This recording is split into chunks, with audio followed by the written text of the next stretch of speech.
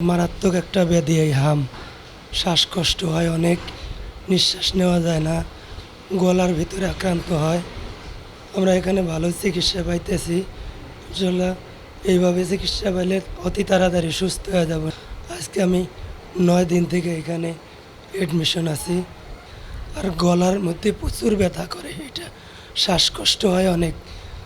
ঠান্ডার জায়গায় থাকা লাগবে, যতদূর প্রয়োজন ঠান্ডায় থাকা লাগবে, এটা গরমের থেকে বেশি হয় এটা।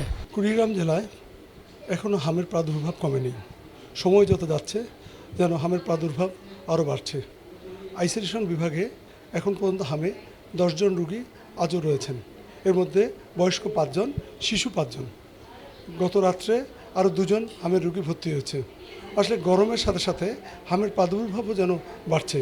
টানা 2 মাস থেকে এই হামের প্রভাব কখনো বাড়ছে, কখনো কমছে। হামের কারণে এই অঞ্চলের শিশুরা কষ্ট পাচ্ছে চরমভাবে। তবে আশার কথা হচ্ছে যে এখন পর্যন্ত হামে কোনো রুগী মারা যায়নি। তবে প্রতিদিনই প্রায় 1 জন, 2 জন, 3 জন করে হামের রুগী এখানে আসছে এবং তারা চিকিৎসা নিচ্ছে। তবে উদ্বেগের বিষয় হচ্ছে শিশুদের পাশাপাশি বয়স্ক মানুষরাও এখন চিকিৎসাধীন রয়েছে।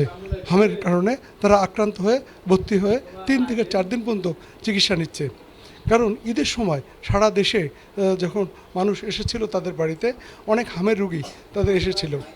কুড়িগ্রাম সদর হাসপাতালের শিশু বিশেষজ্ঞ ডক্টর আলামিন আমাকে জানিয়েছেন যে হাম একটি ছোঁয়াচে রোগ। এই ছোঁয়াচে রোগের কারণেই যেন যে বাড়িতে হামে আক্রান্ত হবে ওই শিশু বা বয়স্ক মানুষকে কিছুটা আলাদা রাখার যেন ব্যবস্থা করা হয়।